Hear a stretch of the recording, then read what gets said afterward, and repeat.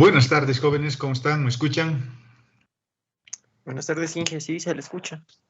Perfecto, jóvenes, perfecto. Veamos, empecemos nuestra clase, bueno, continuemos.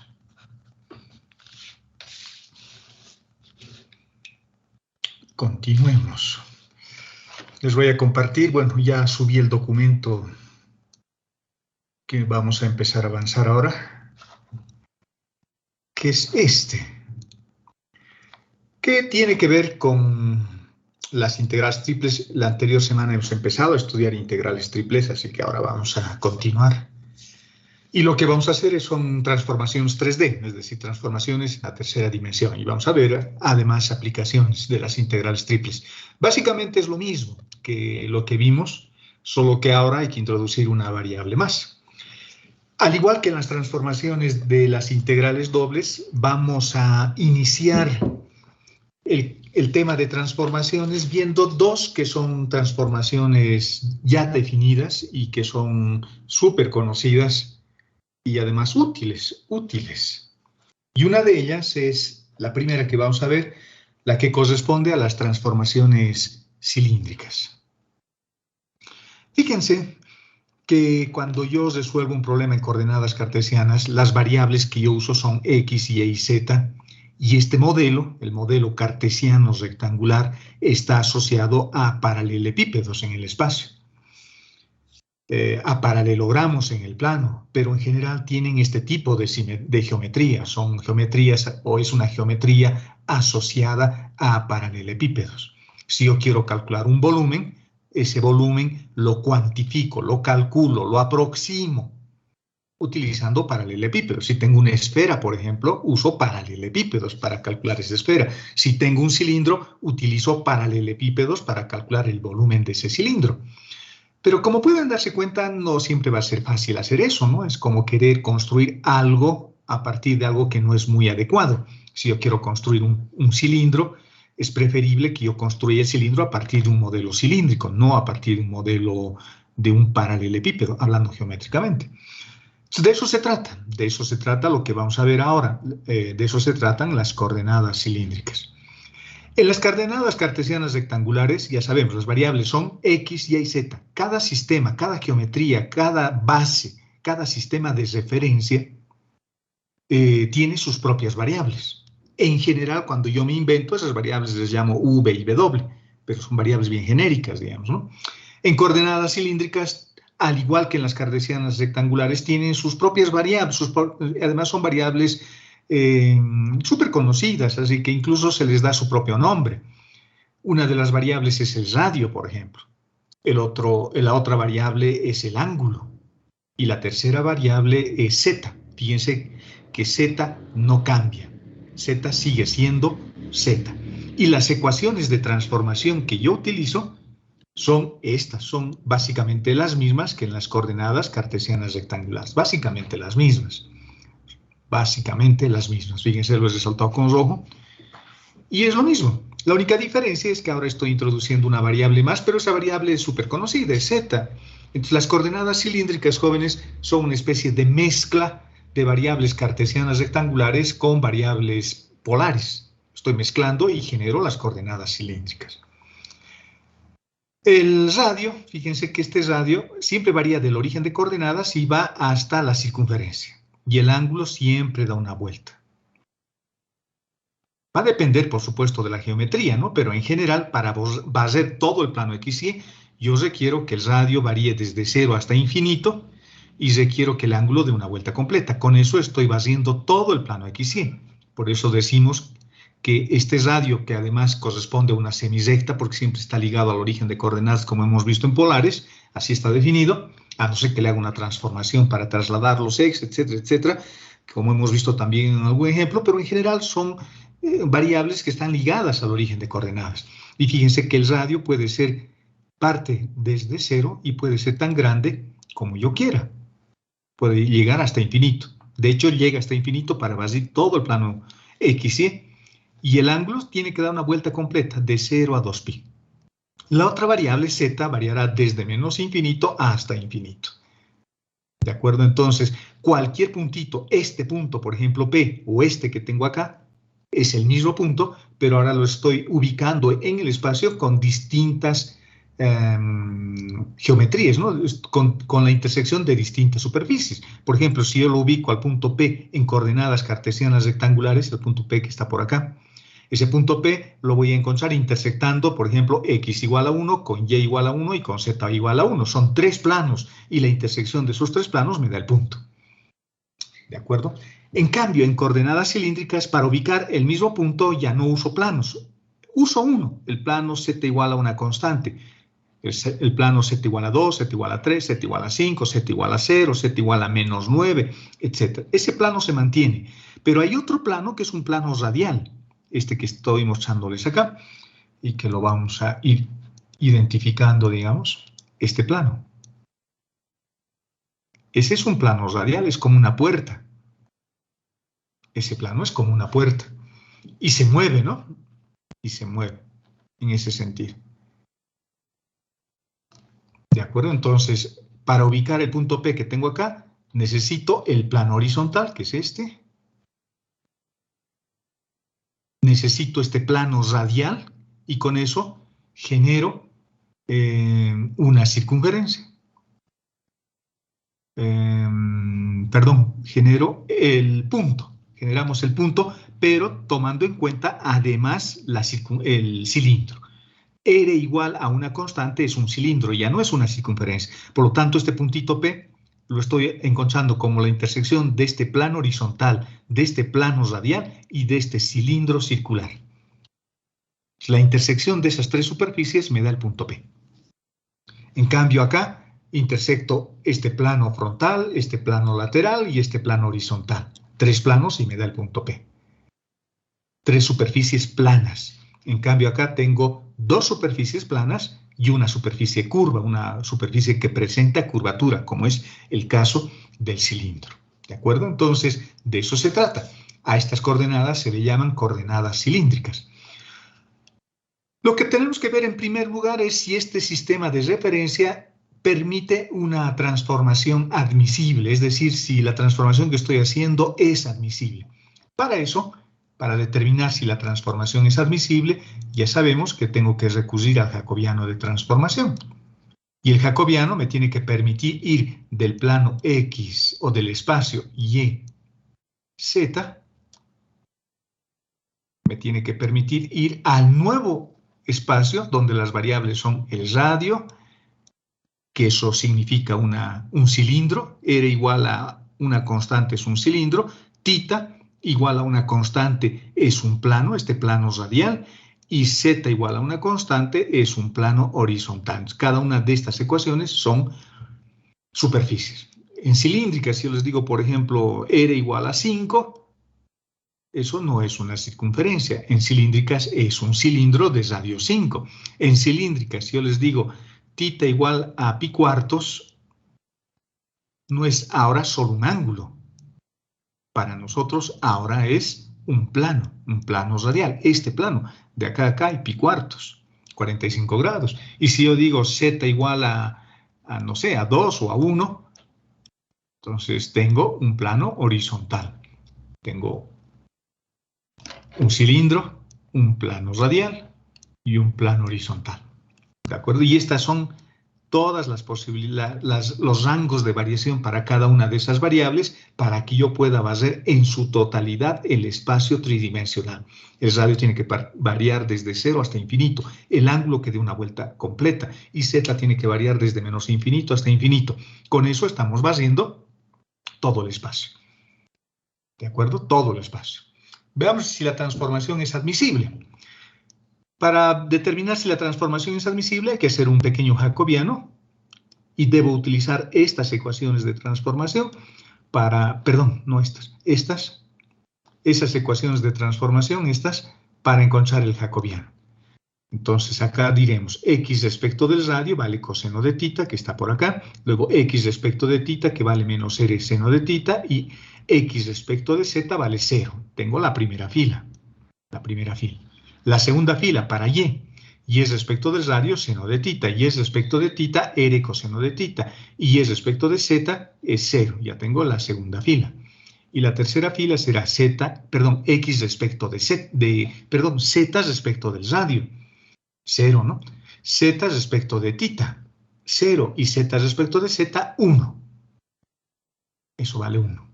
Y tenemos nuestro jacobiano de transformación, su matriz jacobiana y su determinante, el determinante de esa matriz, de ese jacobiano, de esa matriz jacobiana, es el radio.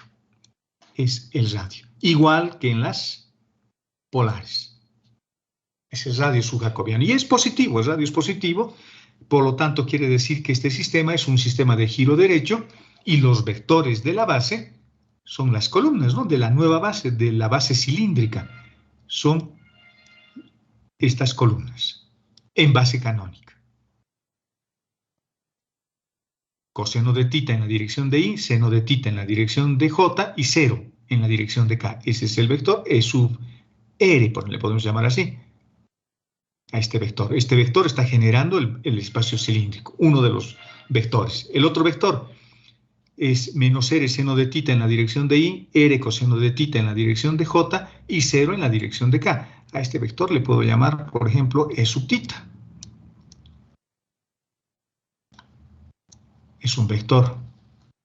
Y el tercer vector es E sub z.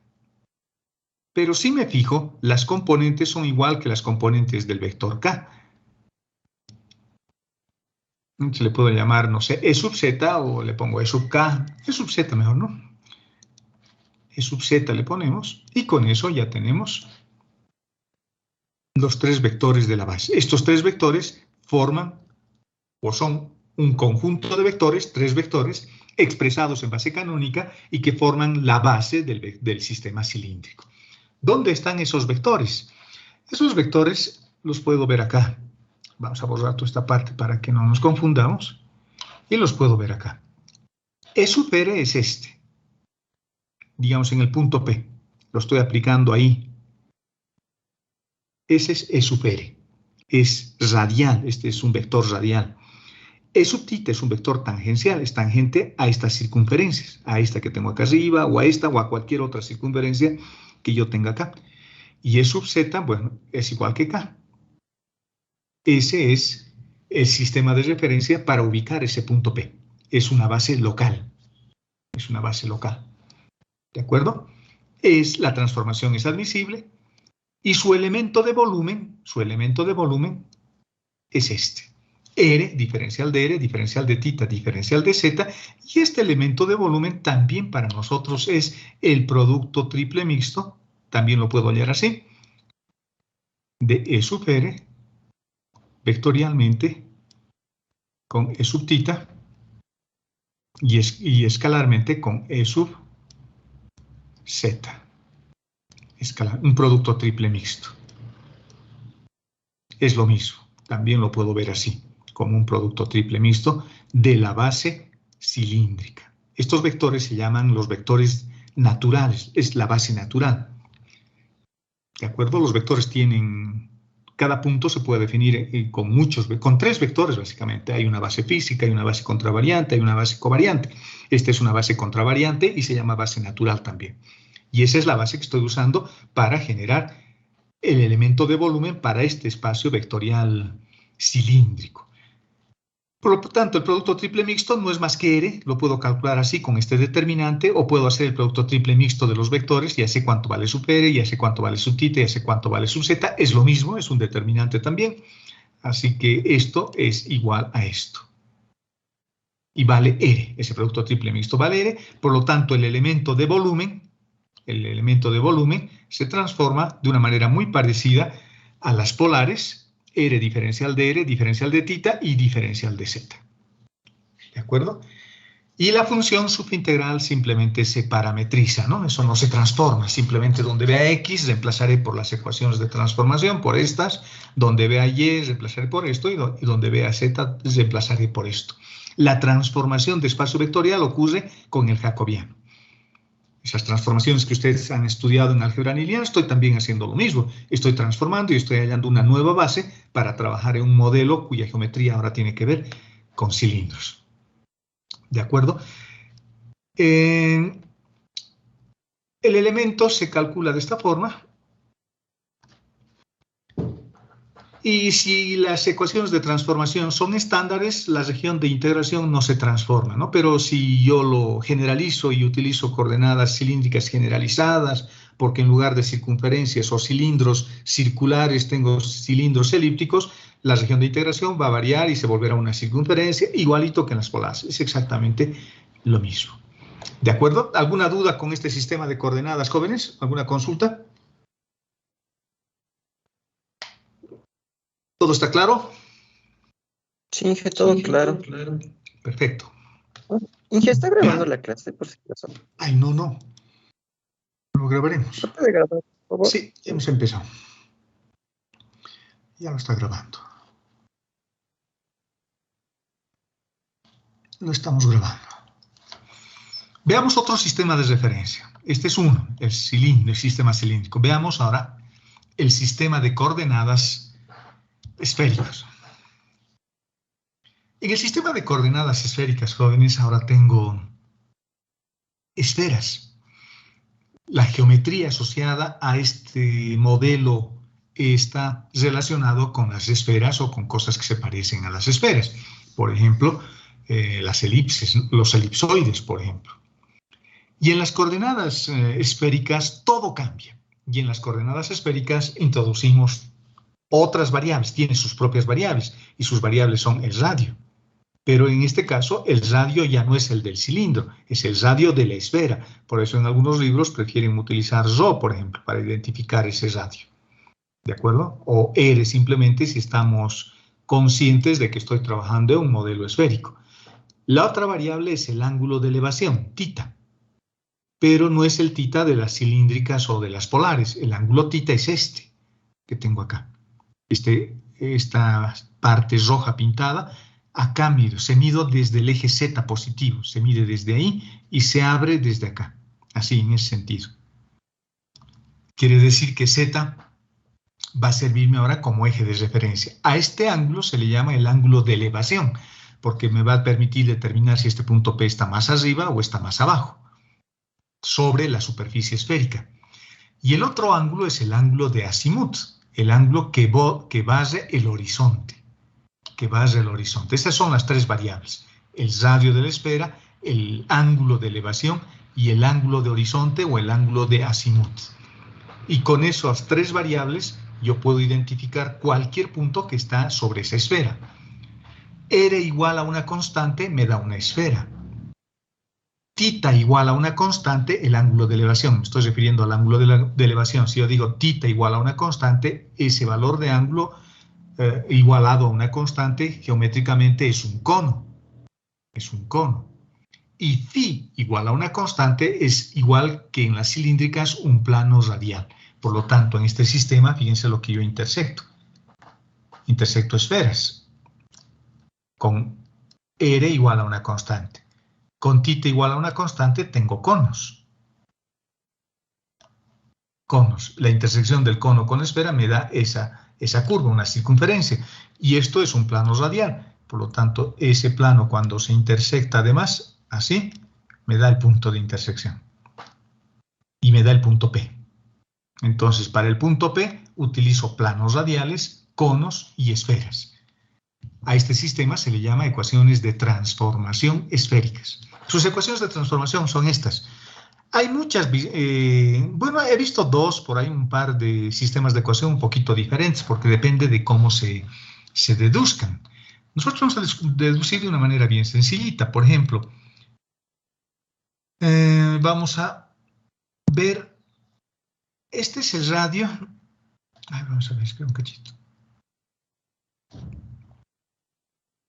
Este radio, fíjense, este radio se mide así,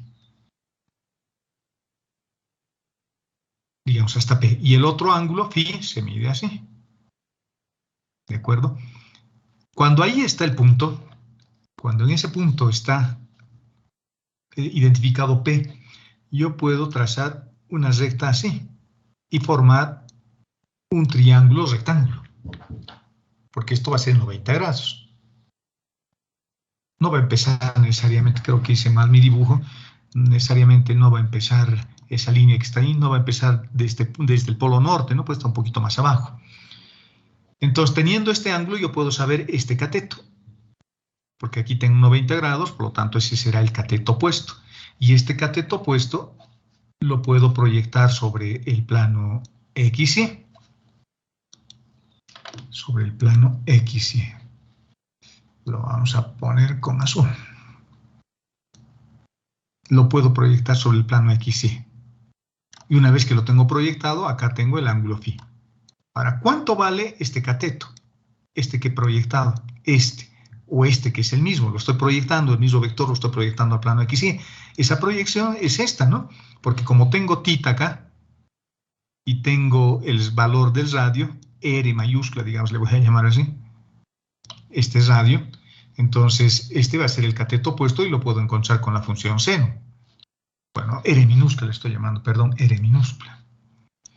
Esto está mal, lo vamos a modificar con R minúscula.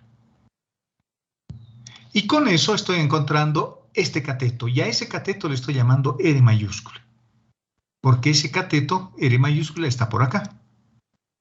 Ahora proyectado en el plano XY, y ahora ya estoy en coordenadas polares, porque como yo tengo R, es el valor de la hipotenusa de este otro triángulo que estoy formando con el ángulo φ, cuando lo abato a este vector sobre el eje X, lo voy a abatir con el coseno de φ. Fíjense, R seno de θ, que sería R mayúscula, igual que en las polares, ¿no? R por el coseno de θ, solo que para mí ahora vale R seno de θ, el valor de R mayúscula. Ese mismo valor de R mayúscula me va a permitir encontrar la proyección en el eje Y. Y para Z, bueno, solamente necesito ver este ángulo. Lo que voy a hacer es proyectar, encontrar esta altura. Y esa altura lo puedo encontrar con el coseno adyacente. Con el coseno adyacente de θ. O con el ángulo adyacente, ¿no? El coseno. Coseno del ángulo adyacente por el radio de la esfera. Y esas son las ecuaciones de transformación. ¿De acuerdo? Esas son sus ecuaciones de transformación. Yo les decía que las ecuaciones de transformación, hay algunos docentes que los expresan de otra forma y otros libros van a ver de que lo encuentran de otra forma. Por ejemplo, en algunos libros he visto de que el ángulo θ lo miden respecto del plano XY. Aquí lo miden θ. Entonces, si lo miden ahí, la deducción de estas fórmulas es diferente.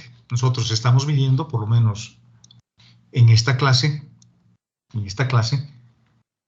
estamos midiendo el ángulo de elevación desde el eje Z y el ángulo de azimut desde el eje X. ¿De acuerdo? Y ya está.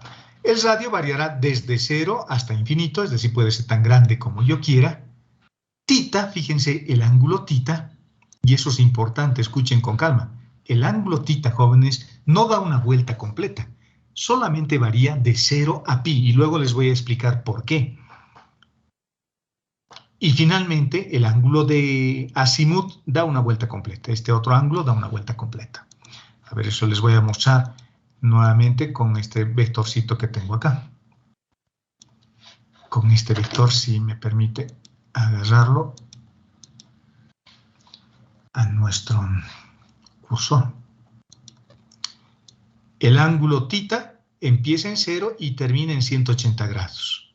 Ese es θ, que lo tengo ahí abajo. El ángulo φ, el ángulo de azimut, empieza en 0 y da una vuelta completa. Y el radio empieza en 0 y puede ser tan grande como yo quiera. Acuérdense de esas variaciones.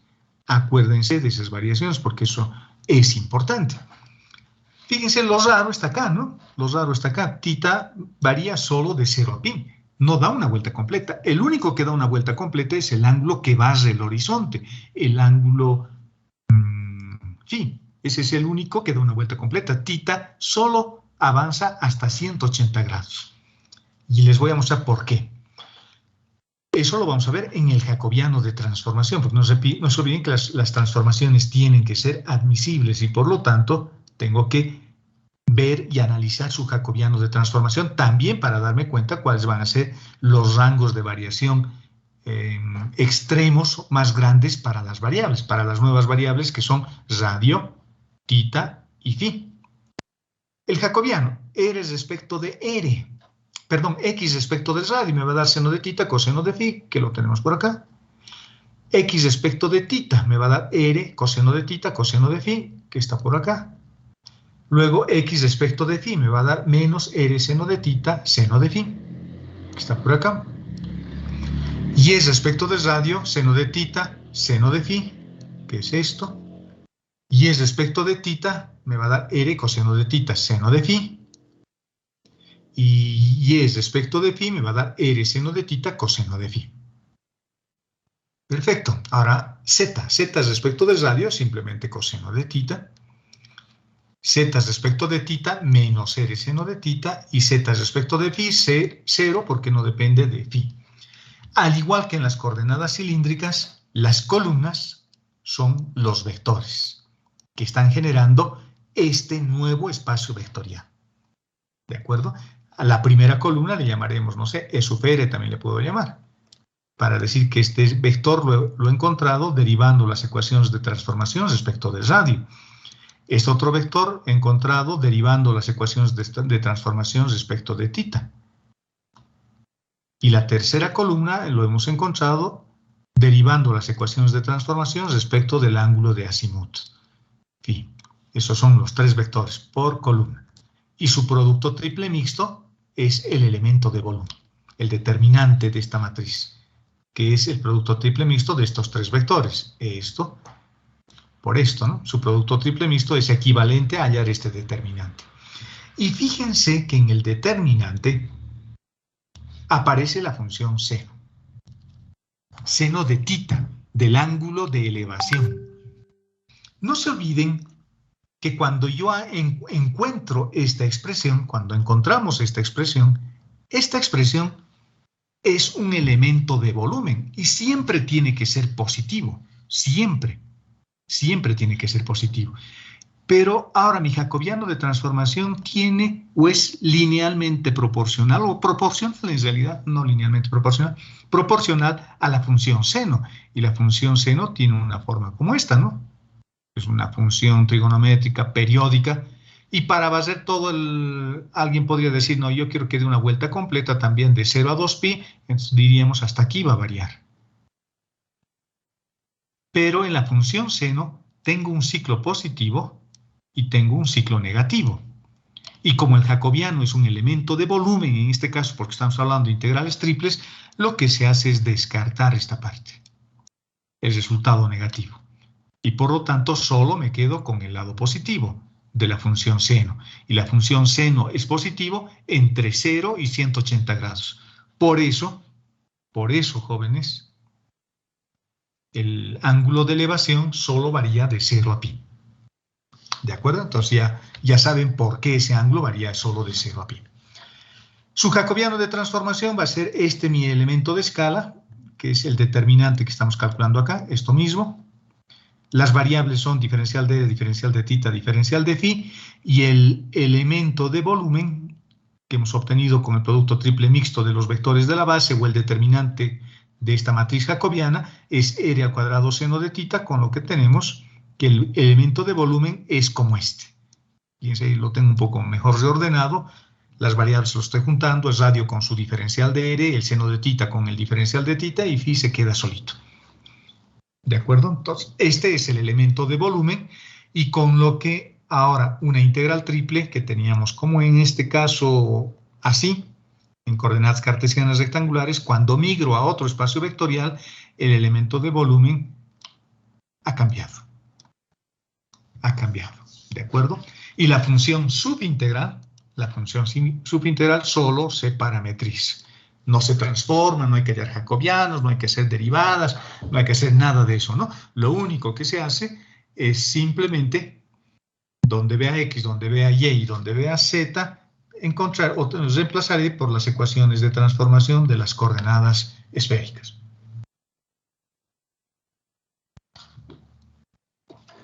Sigamos. Veamos algunas aplicaciones. Luego vamos a hacer ejemplos. Vamos a suponer que yo tengo una superficie alabeada, una superficie cualquiera en el espacio. X, Y, Z. Fíjense que el espacio que dibujamos siempre es el de la base canónica, ¿no? Y dentro de este espacio vectorial estoy induciendo, estoy metiendo una métrica diferente. Estoy metiendo una esfera, estoy metiendo un cilindro, estoy metiendo, no sé, lo que quiera, pero siempre lo dibujo en este esquema. Esta herencia desde los griegos, así que sigo usando esto. Y vamos a suponer que acá estoy con una superficie cualquiera, curva, acá arriba. En mi dibujito que está mejor hecho, fíjense, es una superficie como esta. Lo que vamos a querer hacer, lo que vamos a querer definir ahora, es hallar el área de esta superficie, que ya no es plana. El área de esa superficie ya no es plana. El área de esa superficie es curva. Esa es una superficie que tiene curvatura. Por lo tanto, ¿cómo puedo hallar su área? Esa es la pregunta que yo me haría. Hay muchas formas, jóvenes. Hay unas que son más sencillas que otras. Hay una forma que utiliza métricas inducidas, que se lleva en otra asignatura, en la asignatura de análisis vectorial y tensorial, donde me va a enseñar esto, pero con métricas inducidas. El método que vamos a usar acá es el método más sencillo, digamos, y que me va a permitir tener una visión extrínseca. Yo voy a utilizar un método que se llama geometría extrínseca, es decir, desde afuera voy a ver a ojo de pájaro. Mi ojo está por acá. Y voy a calcular el área mirando desde afuera. Mirando desde afuera. Para eso lo que voy a hacer es proyectar esta superficie en el plano XY o en cualquier plano que a mí me convenga. Lo proyecto. Esa es su sombra. La idea es la siguiente. Agarro la superficie, lo proyecto sobre algún plano, en este caso sobre el plano XY. Esta es su sombra. Es una sombra ortogonal. Y luego calculo el área de la sombra. Calculamos el área de la sombra. Suena medio raro, ¿no? Pero eso es lo que hacemos. Ese es el método extrínseco. Yo quiero hallar el área de esto, pero voy a hallar utilizando su sombra. Voy a calcular el área de su sombra. Pero si yo me fijo, esto posiblemente tenga un área mayor que lo que tengo acá, porque esta es una superficie curva y esta es una superficie plana, porque la sombra es plano. Por lo tanto, necesito un factor de escala. Y ese factor de escala es esta expresión, que es adimensional, no tiene unidades. Esa es la cantidad o el factor de escala. Ese es el elemento que me va a permitir escalar, me va a permitir hallar el área de esta superficie que tiene curvatura utilizando su sombra. Pero para que compense, para que yo halle realmente lo que me interesa, que es esto, necesito este factor de escala. Y construir este factor de escala es fácil, es adimensional, reitero. ¿Dónde voy a colocar mis límites? En el plano XY. Por eso mi elemento de área está en el plano XY. Fíjense, está en el plano XY, porque voy a colocar mis límites acá. Pero tengo que construir esto, y para construir esto, ¿qué tengo que hacer? Como estoy utilizando el plano XY, como estamos utilizando el plano XY, despejamos Z, para que de esa forma desaparezca Z. Despejo Z, lo derivo respecto de X, lo derivo respecto de Y, voy a tener resultados que dependen de X y de Y, y construimos esta raíz con esas derivadas elevados al cuadrado. Construimos, los reemplazamos ahí y construimos esta cantidad subintegral. Y reitero, esa cantidad subintegral es adimensional. Las unidades que voy a tener son unidades de área, diferencial de X, diferencial de Y, porque yo estoy calculando una integral de área. ¿De acuerdo? Pero esta no tiene dimensiones, porque también puedo usar integrales de área de superficie para calcular volúmenes. En esos casos, la cantidad subintegral sí tiene dimensiones, son unidades de longitud. Con estas unidades de área tengo unidades de volumen, pero en este caso, reitero, esta cantidad no tiene unidades, es adimensional. ¿De acuerdo? Y eso es lo que quiero mostrarles acá. Estoy calculando el área de esta superficie que es bastante peculiar, digamos, media rara. Lo que hago es proyectar su sombra en el plano XY y utilizar geometrías extrínsecas. Desde afuera estoy calculando, viendo la sombra. Con las geometrías intrínsecas es como si yo caminara acá, sobre la propia superficie. y calculo el área directamente sobre esta superficie. Eso es una geometría intrínseca, pero eso se ve en otra asignatura y es más facilito, más bonito y más interesante, porque empezamos a hablar de geometrías de Riemann en ese caso, ¿no? Acá estoy todavía en el modelo cartesiano rectangular y estoy utilizando una visión externa para encontrar esta área. ¿De acuerdo? Ahora, acá hemos supuesto de que yo estoy hallando la sombra de la superficie en el plano X y Y, pero puedo hallar la sombra de la superficie en cualquier plano. Por ejemplo, podría hallar su sombra en el plano XZ. En ese caso, Y tiene que desaparecer, por lo tanto, despejo Y, lo derivo respecto de X y lo derivo respecto de Z, y esta cantidad adimensional va a ser una expresión que dependa de X y de Z. Y va a desaparecer porque lo estoy derivando. Y voy a integrar en el plano XZ y voy a colocar mis límites en el plano XZ. Pero también lo puedo proyectar en el plano YZ, es decir, en el plano que está atrás. YZ. Puedo proyectar acá atrás. Puedo obtener su sombra. Va a depender de la superficie. En ese caso, despejo X y lo derivo respecto de Y, lo derivo respecto de Z y calculo mis áreas en los planos que corresponden. O en el plano XY, que es la primera fórmula, la fórmula estándar que aparece en todos los libros, pero también lo puedo proyectar en el plano XZ o en el plano YZ. Depende. ¿De acuerdo? Y mi problema se reduce a calcular una integral doble con una cantidad subintegral que en este caso no tiene dimensiones. No tiene dimensiones. Sigamos. Veamos otras aplicaciones. Fíjense lo que hemos hecho hasta acá. Hasta acá lo que yo hice es definir las coordenadas cilíndricas, las coordenadas polares. Sabemos o estamos aprendiendo cómo se calculan las áreas de superficie y ahora vamos a ver algunas aplicaciones a la mecánica. Aplicaciones a la mecánica. La masa. Fíjense que la masa, jóvenes, esto es un concepto de la física, ¿no? Si yo tengo la masa y tengo una lámina, su densidad, la densidad superficial va a ser masa sobre área. Masa sobre área. Eso hemos aprendido en física, en química, ¿no? En los laboratorios. Pero también puedo hallar su densidad, lo estoy llamando ρ, de un cuerpo volumétrico. En ese caso, tendré la masa, por ejemplo, de una esfera y lo divido entre su volumen. En ambos casos encuentro densidades. Y si de la primera ecuación despejo la masa, por ejemplo, despejo la masa, voy a tener la densidad multiplicado por el área. Ah, pero el área para mí es una integral doble. Por lo tanto, esto va a ser igual a una integral doble, porque es área. Esta densidad puede variar en función de la curva. No siempre va a ser constante. Por lo tanto, lo voy a meter dentro de la integral porque va a ser una variable de integración y voy a tener un diferencial de área porque necesito multiplicar por el área. Fíjense que la masa es volver a calcular una integral doble y tiene que ser positivo. Es bien facilito. Eso es lo que estoy tratando de explicar en nuestro documento, ¿no? Fíjense, dice, la masa es esta cantidad subintegral, que ya no estoy llamando F, le estoy llamando ρ, porque ahora representa ya no una altura, ahora representa una densidad superficial. Y si tengo un volumen, un cuerpo volumétrico, su masa lo puedo calcular conociendo su densidad volumétrica y multiplicándolo por el volumen. Fíjense, este volumen va a pasar a multiplicar a la densidad y tengo despejada la masa. ¿De acuerdo? Entonces, en ambos casos, estoy usando una expresión como esta, ¿no? Los centros de masa.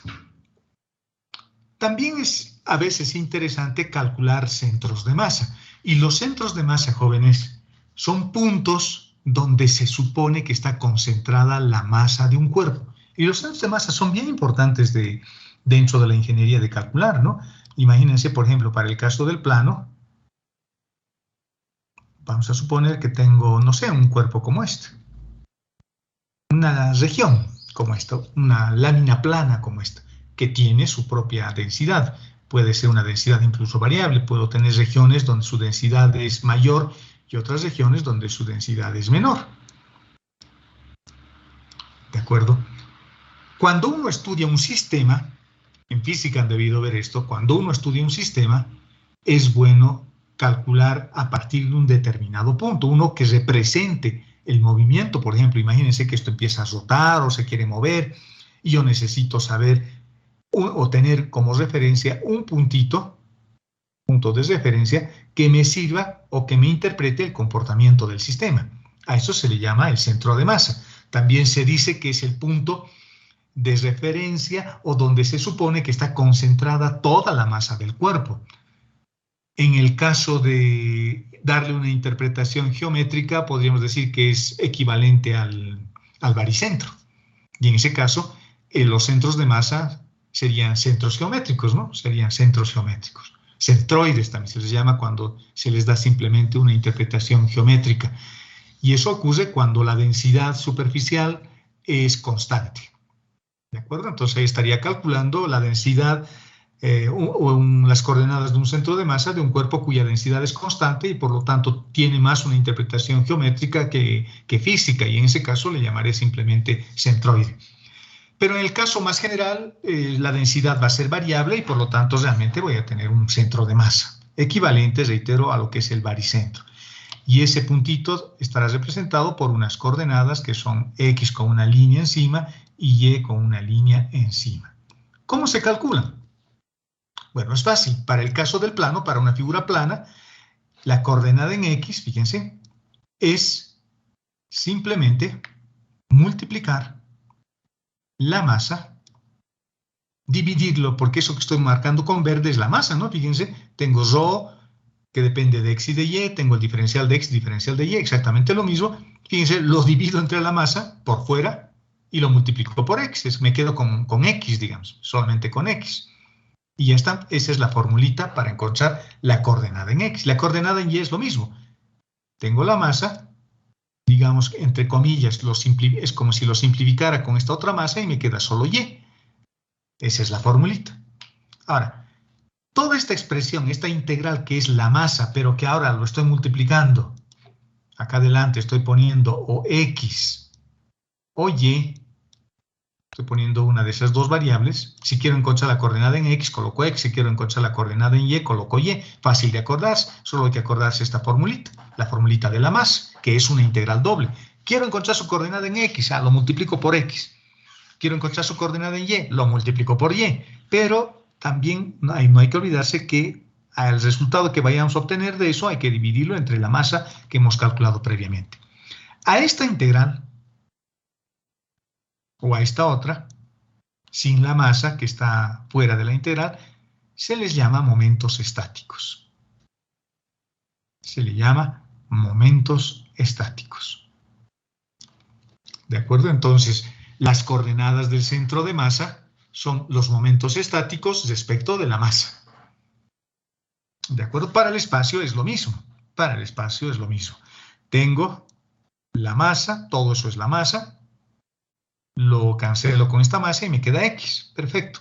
La integral triple se llama momento estático respecto del plano YZ.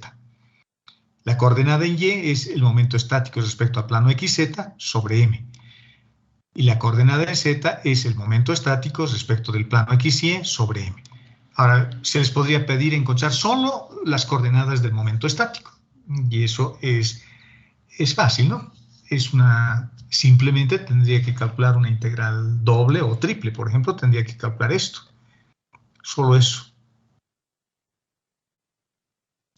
Tendría que calcular la masa multiplicado por X. A eso se llama momento estático. Y si al resultado lo divido entre M, ya tengo la coordenada del centro de masa según X, o según Y, o según Z, dependiendo de la variable que estoy usando para multiplicar.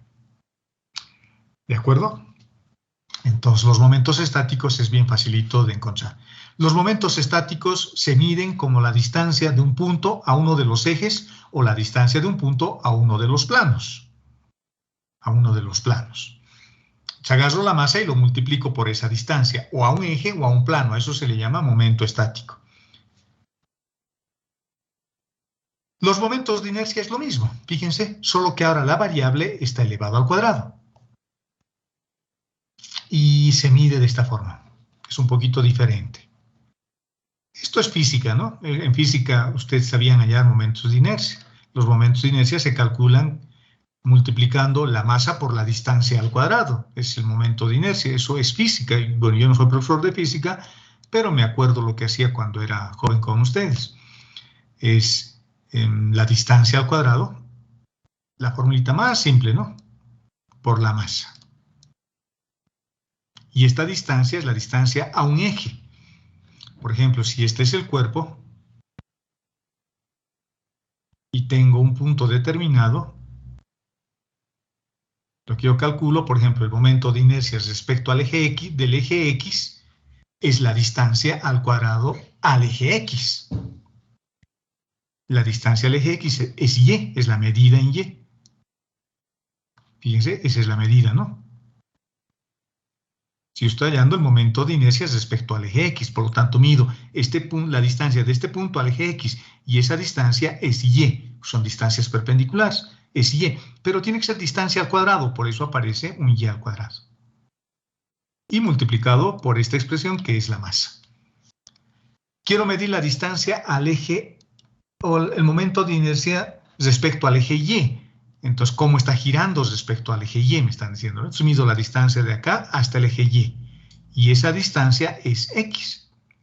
Pero tiene que ser distancia al cuadrado. Por eso, el momento de inercia respecto al eje X es X al cuadrado, porque esa distancia es X y hay que elevarlo al cuadrado por esta formulita que tengo acá. Multiplicado por la masa, y la masa, obviamente, es toda la segunda parte, ¿no? Toda esta parte es la masa.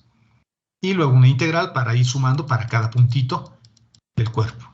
Es lo que se hace, se agarra un puntito y se calcula y luego se generaliza con las integrales para el resto de los puntos. Los momentos de inercia respecto al eje X, respecto al eje Y y respecto al eje Z en el espacio es lo mismo. Vamos a suponer, voy a dibujar ahora un espacio, el espacio mejor dicho. Vamos a dibujar así. Ahora tengo un volumen acá arriba. Este es un punto cuyas coordenadas son X, Y y Z. El momento de inercia es respecto al eje X. Tengo que medir la distancia perpendicular de este punto hasta el eje X. Y es perpendicular. Por lo tanto, si es perpendicular, esta coordenada X, fíjense, ese puntito sobre el cuerpo, será X, Y y Z, ¿no? Esas serán sus coordenadas. Y las coordenadas en el eje X serán simplemente X0, 0. Repito, la variable X, así estoy asegurando de que la distancia sea perpendicular, la más corta. Y esto será 0 y esto será 0. Ahora, como quiero esta distancia, de acá a acá, hallo un módulo, ¿no? El vector distancia le voy a llamar. El vector distancia. Y ese vector distancia va a ser... Eso es una D, por si acaso. Parece un atrás, pero es una D. La distancia va a ser X menos X, 0. Y menos 0, Y. Z, este Z menos el 0 que tengo acá, 0. Perdón, Z. Ese es el vector distancia. Hay que sacar su módulo y elevarlo al cuadrado, porque necesito la distancia escalar. Es X al cuadrado más Z al cuadrado, que es la expresión que aparece en esta formulita. Multiplicado por la masa. Es la misma fórmula, esta misma. Es la distancia elevada al cuadrado, en este caso al eje X, por la masa. La distancia al eje Y la distancia al eje Z. Multiplicado por la masa y por la masa. Estamos hablando de momentos de inercia. Los momentos de inercia tienen que ver con rotaciones, ¿no? Como está rotando. Y este fenómeno es bien interesante y se puede observar incluso, no sé si en física han hecho laboratorios sobre esto. Si ustedes arrojan un control remoto, su celular al aire, a medida que va dando vueltas, empieza a girar, no solo en el sentido que ustedes están haciendo dar vueltas, sino que empieza a torsionarse. Siempre ocurre eso en la naturaleza. Agarren una raqueta, por ejemplo, de tenis y empiezan a arrojar, y no solo va a dar la vuelta en el sentido que ustedes están haciendo gira, sino va a empezar a darse la vuelta en otros sentidos más. Y eso tiene que ver con el teorema de Jani-Bekov y demás cosas. Es bien interesante estudiar los momentos de inercia. O sea, no es solo encontrar el número, sino ver el fenómeno físico que estoy estudiando, ¿no? Y fíjense que encontrar momentos de inercia son simplemente acordarse de memoria esas fórmulas, tenerlo a la mano escrito en mi chanchullo, o analizar, como sería lo mejor, analizar. Siempre hay que tratar de hacer lo correcto, les dije alguna vez, ¿no? No lo más fácil, lo correcto. Y lo correcto es tratar de analizar estas fórmulas. Y acordarme lo que mi profesor de física me ha enseñado. El momento de inercia es distancia al cuadrado por la masa. La masa es una integral y la distancia al cuadrado es una distancia a los ejes, a ese punto donde empieza a girar, ese punto de referencia. En cambio, los momentos estáticos se miden sobre planos, se refieren a planos, excepto en el plano cartesiano xy, porque en ese caso también tendríamos que referirnos, o nos referimos a los ejes, ¿no? Pero en el espacio se ve mejor eso, para los momentos estáticos. ¿De acuerdo, jóvenes? Bueno, veamos algunos ejemplos. ¿Qué hemos hecho para acordarnos? Coordenadas cilíndricas, coordenadas esféricas, transformaciones en general. Ya en teoría sé cómo calcular un área de superficie. Se calcula sobre la sombra que proyecta esa superficie en alguno de los planos y hay que construir esta cantidad subintegral y luego integrar colocando mis límites en el plano XY o en el plano XZ o en el plano YZ. Y hemos visto aplicaciones a la mecánica, la más importante, la masa, digamos, la básica. Esa es la básica, ¿no? Porque a partir de la masa se hace todo. Si le multiplico un X o un Y, tengo momentos estáticos. Si al resultado lo divido entre M, tengo las coordenadas del centro de masa. Si lo multiplico a la masa por X al cuadrado o Y al cuadrado, tengo momentos de inercia.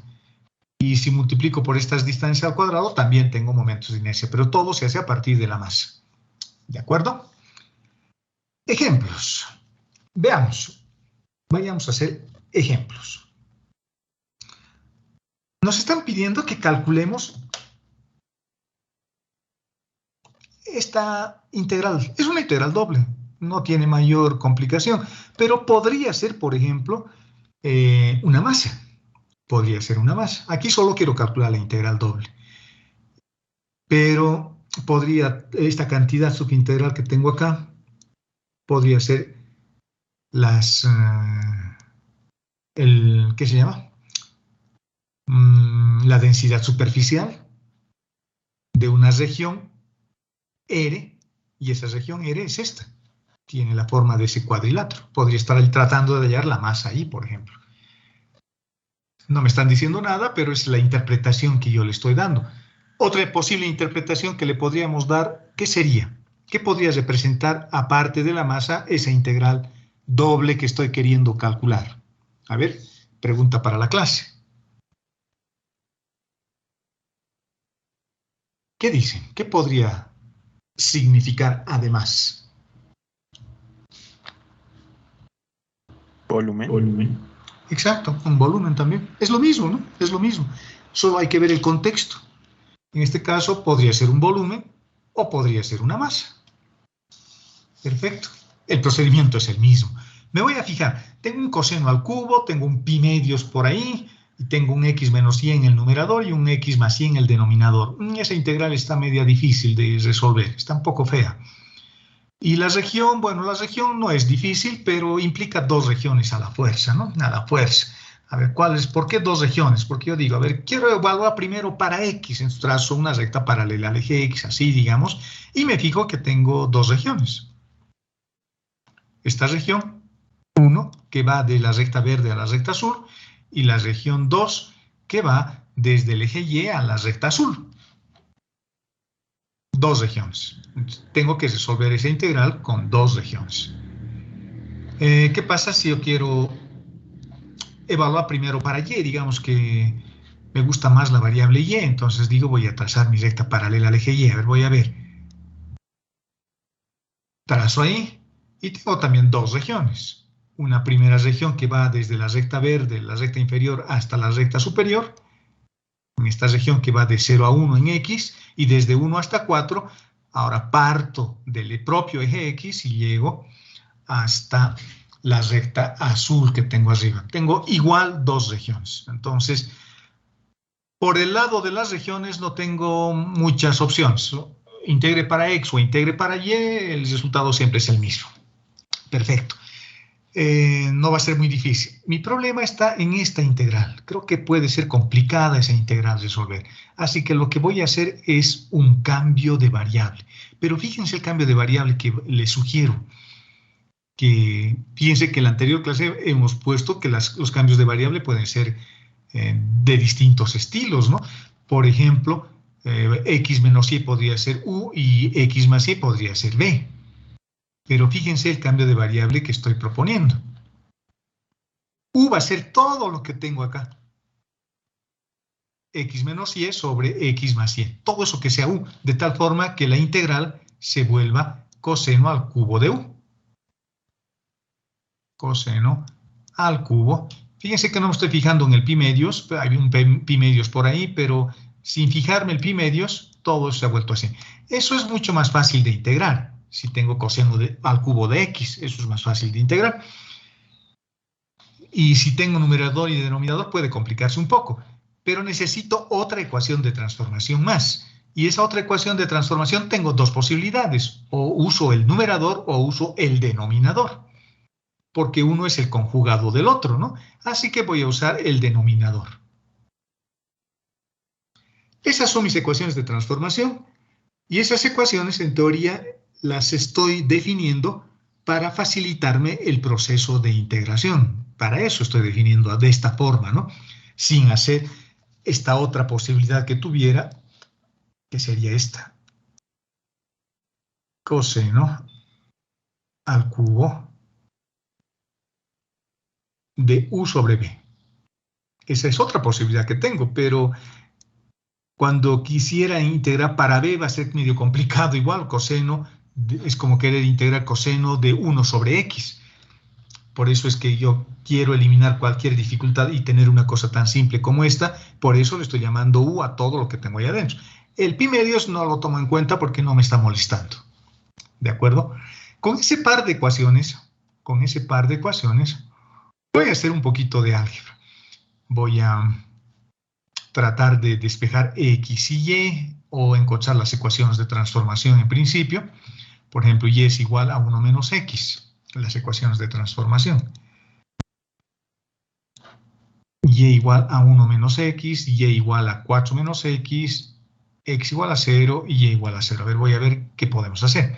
La primera ecuación, y igual a 1 menos x, lo llevo así. Y de como x más y es igual a 1 y x más y estoy viendo que vale b, entonces b vale 1. Fíjense, mis ecuaciones de transformación me están ayudando incluso para simplificar mi región. Por eso es que no hemos elegido x menos y. Por eso hemos preferido usar el denominador. ¿Por qué? Porque de esa forma voy a transformar más fácilmente las regiones que me han dado. Por lo menos la recta superior, la recta azul y la recta verde. Con la otra ecuación ocurre lo mismo. Tengo y igual a 4 menos x, la variable x lo llevamos al otro lado y nuevamente aparece x más y, pero x más y es b. De esa forma ya tengo la otra recta también transformada, b igual a 4. U igual a 0, yo ya sé que u vale todo esto. X igual a 0, perdón, yo sé que u vale todo esto. Por lo tanto, lo que vamos a hacer es hacer un poquito de álgebra. Fíjense, si x vale 0, fíjense cómo estoy manejando acá. Si x vale 0, desaparece la variable y. Este y este. X se cancela porque vale 0 y tengo menos y dividido entre y. Eso vale menos 1. Por lo tanto, u vale menos 1. De otra forma estamos haciendo, ¿no? Las transformaciones. Fíjense que no he tratado de despejar x y y en términos de u y de b, que es lo que yo quiero. Aquí estoy transformando las regiones simplemente con sentido común. Y vale 0, hago exactamente lo mismo. Como y vale 0, en la ecuación de transformación u, hago que y valga 0 y me queda x sobre x es igual a 1, y de donde obtengo que u vale 1. ¿De acuerdo? Así se está transformando. Mis 4 regiones ya se han transformado. Y tenemos una cosa bien sencilla. En el plano V tengo una recta que se llama b igual a 1, tengo una recta que se llama b igual a 4, tengo una recta que se llama u igual a menos 1 y tengo una recta que se llama u igual a 1. Mi región es esta. Se ha vuelto un cuadrilátero.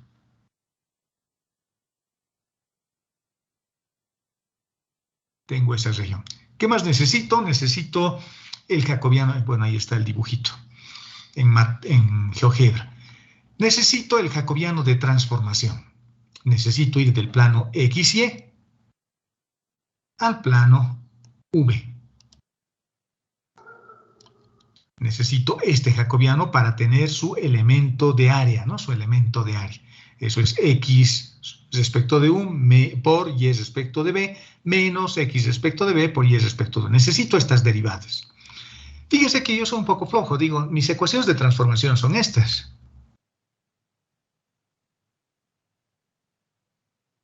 Tengo que tratar de despejar X y Y. Esa es una posibilidad. Bueno, puedo intentar tratar de despejar, pero la otra posibilidad es, si bien soy un poquito flojo, pero soy inteligente y sé varias cosas, ¿no? Todos lo somos. Todos lo somos. Entonces voy a decir, no voy a despejar nada porque en realidad lo más difícil ya he hecho. Lo más difícil es transformar las regiones. En cambio, hallar el jacobiano de transformación, voy a hacer uso de mis conocimientos de derivación implícita. Por lo tanto, agarro este par de ecuaciones y los vuelvo implícitos. Y tengo la función f y tengo la función g. ¿De acuerdo? Lo estoy transformando, así de fácil. Yo sé, por ejemplo, que x más y es b. Tengo u por b menos x más y. Esa es la primera ecuación. Y la otra ecuación es b menos x menos y igual a 0. Ya tengo un par de ecuaciones donde mis variables son x y y. Empiezo a hacer derivación implícita. Quiero encontrar x respecto de u. Hay dos funciones, la función f y g, coloco arriba y coloco abajo.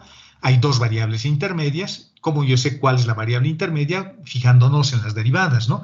Como yo estoy queriendo hallar la derivada de x respecto de u, es la primera derivada que quiero encontrar, que es esta que tengo acá.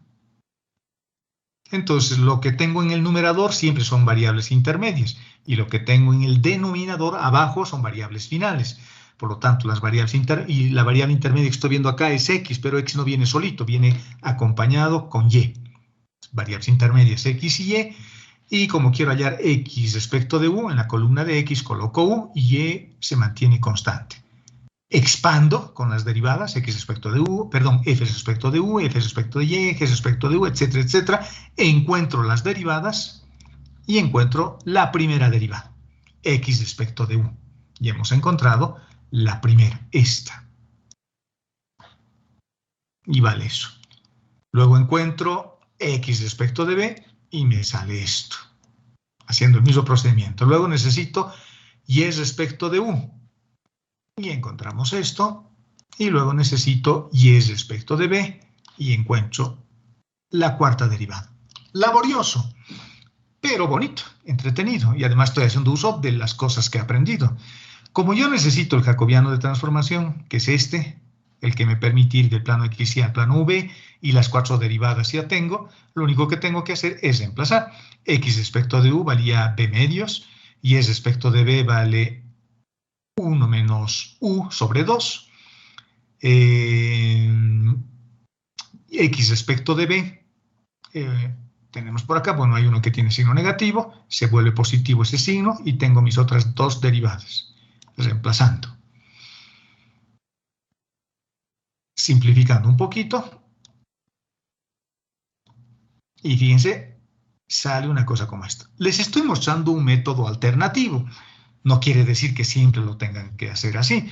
Si a ustedes les gusta más el álgebra y les recuerdan con cariño a su profesor del prefacultativo o del colegio, traten de despejar de acá x y y en términos de u y de b, ¿no? También pueden hacer eso. Tal vez sea más fácil, no sé, yo no he intentado, pero tal vez ustedes lo pueden hacer. Y en vez de hacer todos estos jacobianos, las derivadas que encontrarían serían directas. Y tal vez sea más fácil. Pero a mí me gusta hacer por el lado más largo y más difícil para seguir recordando cosas que hemos aprendido en esta materia. Pero en el examen pueden usar el procedimiento que mejor les plazca, ¿no? Mejor les guste. Volvamos a nuestra integral. Nuestra integral es esta. Es la que queremos calcular. Vamos a empezar a transformarla.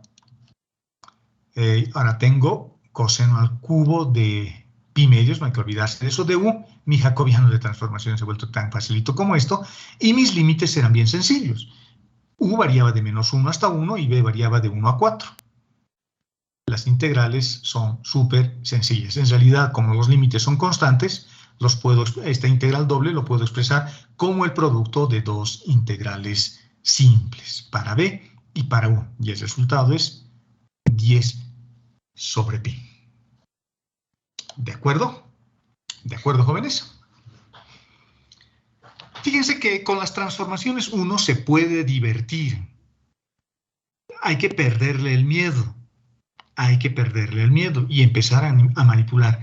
Cualquier transformación que ustedes hagan es válida siempre que el jacobiano no los diga. En este caso, el jacobiano me lo ha dicho. Tu transformación es admisible, es permitida, porque valía B medios, no era 0. Y si salía negativo, le aplicaba el valor absoluto y resolvía mi problema.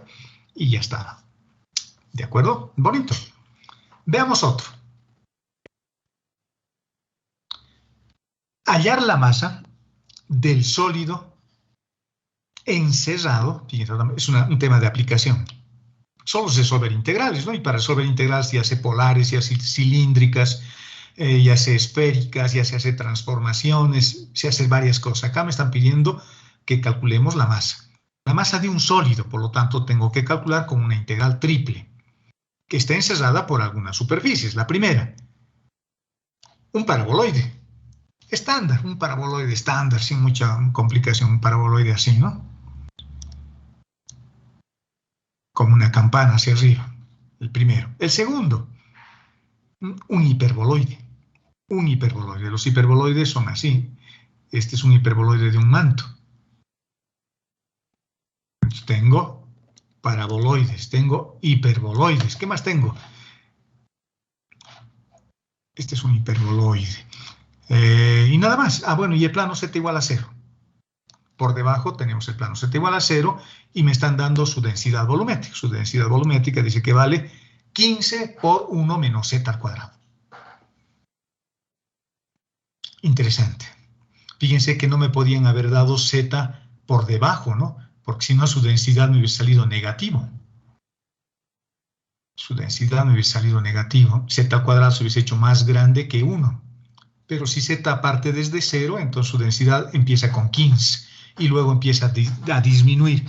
Quiere decir que es más denso abajo y menos denso arriba. A ver, veamos cuál es el cuerpo. Tiene que estar limitada por el paraboloide, que es rojo, y por el hiperboloide, que es azul, y por el plano XY. Por lo tanto, mi figura es esta partecita. Ese es el cuerpo. Lo voy a hacer en grande para que se vea mejor. Lo vamos a hacer en grande para que se vea mejor y voy a tratar de hacer con un mejor pulso que ese que estoy queriendo utilizar. A ver, vamos a ver si mi pulso ha mejorado. Voy a hacer simplemente un corte, digamos, Y y Z, porque la figura es simétrica, ¿no? Así que voy a hacer simplemente un corte. El paraboloide es esto. En el plano X, en el plano YZ es una parábola. Y el hiperboloide, vamos a suponer que viene así y viene así. Y el plano XY, bueno, será el eje Y en este caso, y el cuerpo que estoy queriendo dibujar o calcular su masa es estito.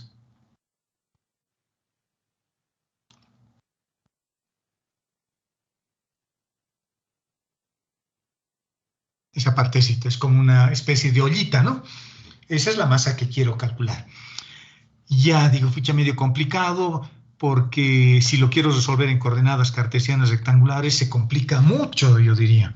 ¿Por qué se complicaría? A ver, tengo que tratar de imaginarme, si lo hago en coordenadas cartesianas rectangulares, tengo que ponerle límites para z.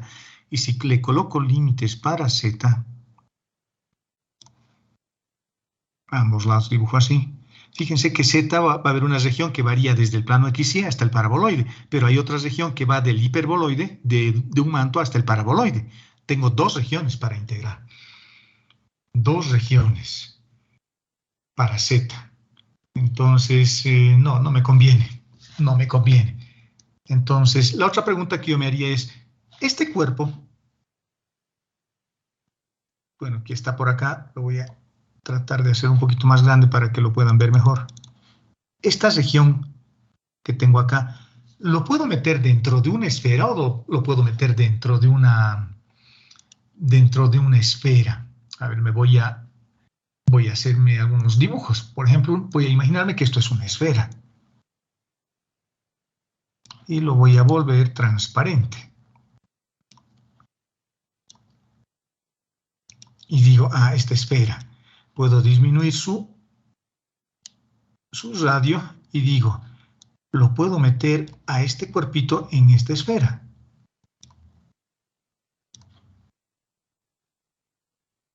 Así. Es como ser carpintero, jóvenes. Yo me consigo para construir esta ollita una madera que tiene la forma de una esfera. Y digo, sí, puede ser, pero no se asemeja mucho a la forma. Y además la esfera va a tener que ser un poco más grande porque tengo que cubrir todo, pero se complica, la esfera no me sirve. Entonces, ¿qué estoy haciendo con eso? Estoy desechando las coordenadas esféricas. Ya habíamos desechado las coordenadas cartesianas rectangulares porque esas coordenadas hacían que mi integral era un poco difícil. Entonces, puedo usar un cilindro, digo. Es el otro sistema de referencia. Y si nada de eso funciona, yo trataría de inventarme algunas ecuaciones de transformación. Digo, ahora voy a utilizar un cilindro. Lo vamos a poner sin relleno para que se vea mejor, espero que lo estén viendo. Y digo, dentro de un cilindro lo puedo meter. Y puedo hacer que mi cilindro parta del plano XY y llegue hasta este punto. Puedo bajarlo un poquito más. Lo puedo meter ahí. Fíjense. Lo puedo meter ahí, a ese cuerpito, esta partecita. A ver, lo voy a tratar de dibujar o marcar cuál es esta partecita y esta partecita. Parece que las coordenadas cilíndricas son más útiles. Así yo por lo menos me doy cuenta qué sistema de coordenadas voy a utilizar.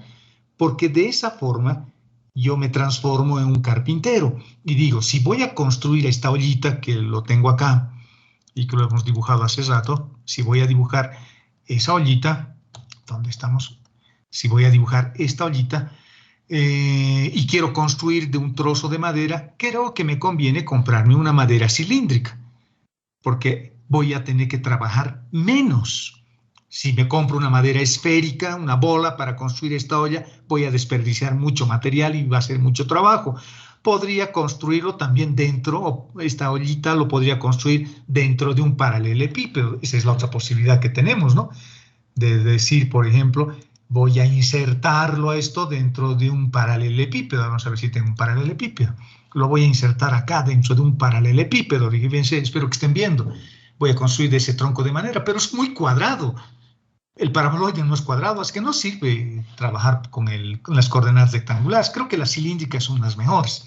Entonces voy a usar cilíndricas. En cilíndricas hay que colocar límites. Y en cilíndricas tengo tres variables. Tengo el radio del cilindro, de este cilindro que tengo acá. Tengo el ángulo y tengo z. En ese orden, ¿no? La primera variable es el radio, la segunda variable es el ángulo y la tercera variable es z. Cuando yo coloco límites en coordenadas cilíndricas, tengo dos variables con las que puedo jugar. O juego con el radio o juego con la altura. Tengo dos variables. Si juego con la altura, es igual que en las coordenadas cartesianas rectangulares. Fíjense, parto del plano XY, llego al paraboloide. Parto del plano XY, llego al paraboloide. Parto del plano XY, llego al paraboloide. Parto del plano XY, llego al paraboloide. Parto del plano XY, llego al paraboloide. Y por encima de ese punto, ya no parto del plano XY. Parto del hiperboloide de un manto y llego al paraboloide. Dos integrales. Entonces, mi primera integral no debería ser para z, porque con z voy a necesitar dos integrales. Pero tengo otra variable más para elegir. Esa es la ventaja de las cilíndricas. A mí me gustan las cilíndricas, vamos, de manera particular, y me gustan las cilíndricas, porque son más sencillas, su jacobiano es más fácil, e incluso puedo calcular volúmenes de esferas con cilíndricas más fácilmente. Entonces, fíjense, voy a decir, la variable z no me sirve mucho, porque eso parece que voy a tener dos integrales. ¿Qué pasa con el radio? El radio va a variar desde el paraboloide hasta el hiperboloide. Y luego subir también, fíjense, igual, mientras tanto z va a ir subiendo, ¿no? Al radio lo voy a hacer subir también, del paraboloide al hiperboloide, del paraboloide al hiperboloide, lo voy subiendo también, del paraboloide al hiperboloide, y solo es una integral, Con una sola integral baso y le doy forma a eso.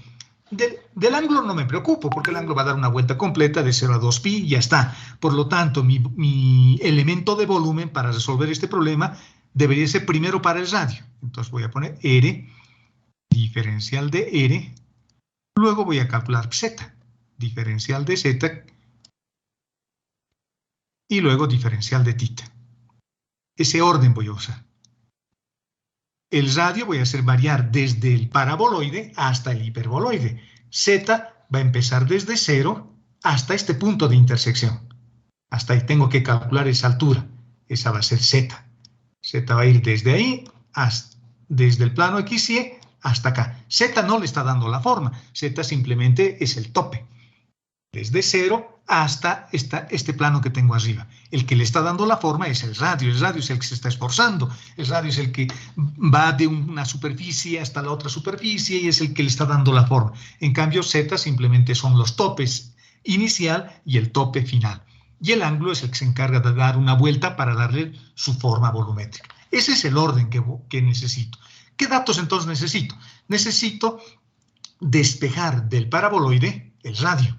Y necesito despejar del hiperboloide de un manto también el radio. Y necesito saber cuánto vale esta altura. Esos son los datos que necesito.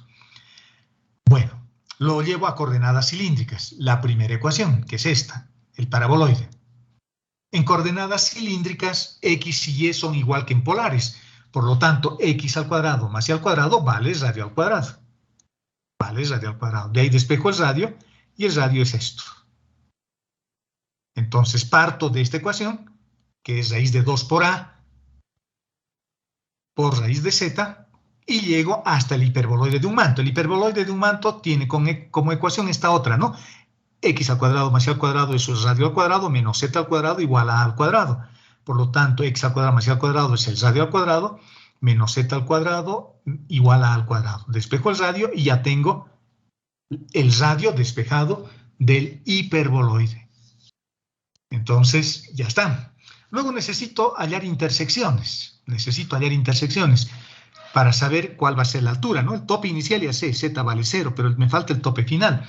Y para eso lo único que voy a hacer es resolver de la manera más sencilla posible. Por ejemplo, aquí tengo x al cuadrado más y al cuadrado. En el hiperboloide y en el paraboloide tengo lo mismo. Por lo tanto, 2az lo puedo reemplazar acá. Y tengo una ecuación cuya única variable es z. Y de ahí despejamos z y z dice que vale a.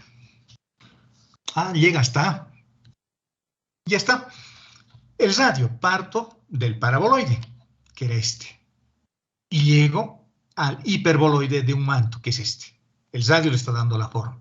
Los topes son z. Z parte desde 0 y sube hasta a. Con z no le estoy dando la forma. La forma le estoy dando con el radio. De 0 a, y el ángulo que dé una vuelta completa, de 0 a 2pi. Resuelvo esa integral, súper sencilla. La primera integral es para el radio, por lo tanto todo esto es una constante, sale fuera. La integral es 1/2 de r al cuadrado, lo evalúo entre estos dos, voy a tener unas ecuaciones que dependan de z, e integramos. Y el resultado de esa integral es esta. Se los dejo ya para ustedes las integrales, ¿no? Ya no las resolvemos conmigo. Siempre es bueno que en su casa practiquen esa integral. Y para verificar si han hecho bien, siempre pueden buscar una calculadora de integrales que les permita verificar su resultado. pero no se acostumbren, jóvenes. Por lo menos en el examen tal vez está bien que usen una calculadora, está bien, porque no hay mucho tiempo y no se está evaluando si saben o no saben calcular integrales. Pero cuando están estudiando, cuando ustedes estudian, hagan a pulso y luego verifiquen sus resultados con esa máquina o con esa calculadora de integrales, que hay en línea, hay un montón, hay unas mejores que otras, o su propia máquina de calcular tal vez ya tiene, entonces, pero siempre es bueno que primero lo hagan a pulso y luego verifiquen sus resultados con su máquina de calcular. En el examen van a usar su máquina de calcular seguramente, si es que no damos en un examen presencial, digamos, pero si damos un examen presencial, ahí se les va a exigir que lo hagan a pulso, ¿no? Porque no les dejan meter máquinas de calcular ni nada de esas cosas. Así que siempre es bueno que practiquen y que verifiquemos los resultados que les pongo yo en el documento, ¿no? Bueno, tengo más ejemplos, el 3. A partir de ahora tengo puros ejemplos y esos ejemplos los vamos a terminar de hacer la siguiente semana. ¿De acuerdo? La siguiente clase, la siguiente clase. La siguiente clase vamos a hacer solo ejercicios de aplicación. Vamos a calcular áreas, vamos a calcular momentos de inercia tal vez, o alguna integral de algún examen pasado, vamos a calcular volúmenes, masas y esas cosas. ¿De acuerdo? Ahí vamos a quedar. ¿Alguna duda antes de que nos vayamos, jóvenes? Inge, sí, puede volver a explicar sobre los sonidos y el número. ¿Cuál? Sí, ¿en qué ejercicio tiene duda? Perdón, no le escuché muy bien. En el último ejercicio, un repaso más Ya, de lo que hemos hecho. No. ¿Cómo no? ¿No? Ya, Sí, exacto, Inge, por favor. Ya, vamos a borrar todo lo que hemos hecho. Y lo que queremos en este ejercicio es calcular una masa. Lo primero que tengo que acordarme es cómo es la expresión de la masa. Bueno, la masa, como este es un cuerpo, es un sólido en el espacio, tengo que calcularlo con una integral triple. Esa es la formulita. ¿Qué más necesito? La densidad superficial. No, en este caso sería la densidad volumétrica. Rho. Y el volumen. Diferencial de volumen. Eso es la masa. Fíjense que esta integral triple tiene una interpretación real desde la perspectiva de la mecánica. Desde la perspectiva de la geometría, no, porque sería un hipervolumen, porque tendría 4 variables. Tengo la variable X, tengo la variable Y, tengo la variable Z para encontrar esa forma diferencial del volumen y tengo otra variable que se llama ρ. Tengo 4 variables, por lo tanto no puede ser un volumen geométrico real, no en esta dimensión. Tendría que ser un volumen en una dimensión más grande, una dimensión 4. Pero desde el punto de vista de la física sí es algo palpable, puede ser la masa. ¿Por qué es la masa? Porque la masa es la densidad, aparece cuando yo calculo la densidad es masa sobre volumen. Y cuando yo despejo la masa tengo volumen por densidad, y eso es exactamente lo que dice esta expresión.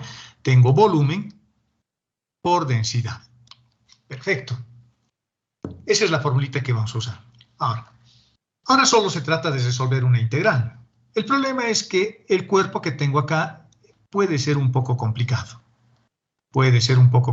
Porque el cuerpito que tengo ahí está limitado en la parte superior por el paraboloide, la parte inferior por el plano XY y la parte lateral por el hiperboloide de un manto. Eso ya lo hemos dibujado, pero lo voy a volver a dibujar. Y lo vamos a hacer en corte para que se vea mejor.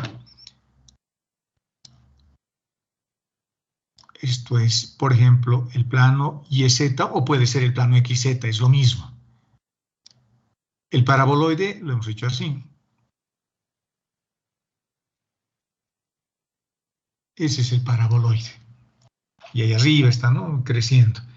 Y el hiperboloide de un manto es como esos asientos de los que venden celular en la Max Paredes, en la León de la Barra, en esas calles donde funcionan el mercado, ¿no? Donde compramos celular, ¿sabes?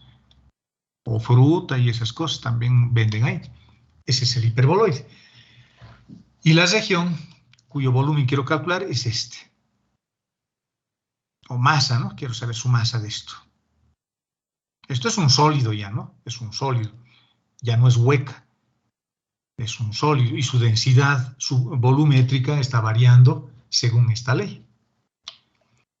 Perfecto. Ahora, solo se trata de resolver una integral triple. Tengo varias posibilidades. Lo puedo hacer en coordenadas cartesianas rectangulares, lo puedo hacer en coordenadas esféricas, si quisiera, podría ser coordenadas cilíndricas, o podría utilizar alguna transformación más general, inventando medio de ecuaciones. Podría intentar este ejercicio resolverlo haciendo también una integral. Por ejemplo, se repite aquí la variable x al cuadrado más y al cuadrado, eso tal vez le pueda llamar u, y que z sea b, pero necesito una variable más, porque necesito tres variables, ¿no? Tres variables que relacionen.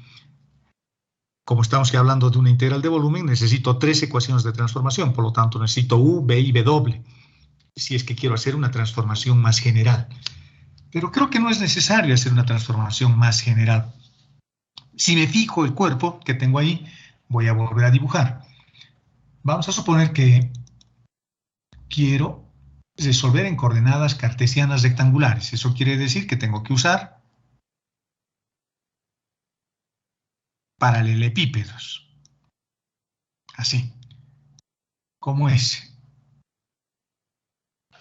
Si ustedes ven esa figura, quiero construir este cuerpo, esa región volumétrica pintada con verde, es un volumen, no se olviden, lo estamos viendo en corte acá, ¿no?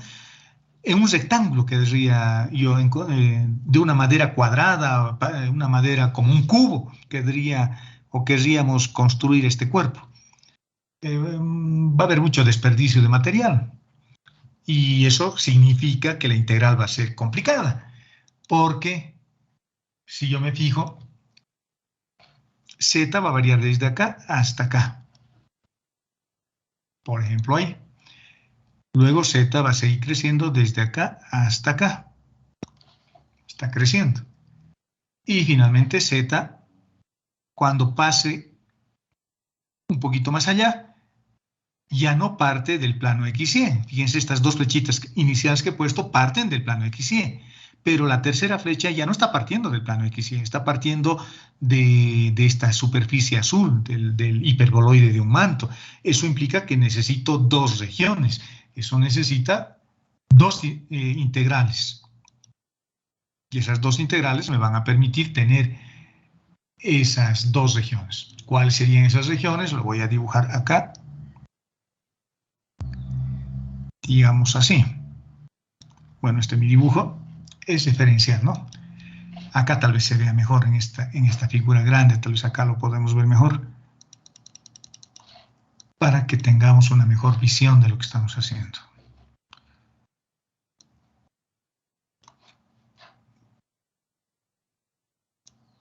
Ahí. Y vamos a fijarnos lo que tengo acá. Ahí voy a dibujar esa línea que se va a ver mejor cuando coloco mis límites para z. Tengo lo que está acá abajo y tengo lo que está por encima de esta línea aquí. Eso significa dos integrales. Dos integrales. Por lo tanto, y además, como tengo circunferencias y tengo cilindros de intersección, porque cuando yo intersecte el paraboloide con el hiperboloide voy a tener una circunferencia de intersección, esta que estoy viendo acá, esa va a ser la circunferencia de intersección. Entonces, cuando yo quiera colocar mis límites en el plano XY, voy a tener que pelearme con circunferencias, y tal vez tenga que ir a polares en ese caso. Entonces, se pone muy complicado. Yo diré, de una vez resolveré en cilíndricas. Bueno, la otra opción es esféricas, ¿no? La otra opción es esféricas. Pero en esféricas es un poco más complicado todavía, porque yo tendría que construir esta región que tengo acá, esta, de una bola esférica. Tendría que tener una esfera y construir ese cuerpo que tengo acá, que lo estoy volviendo a marcar, desde una madera esférica.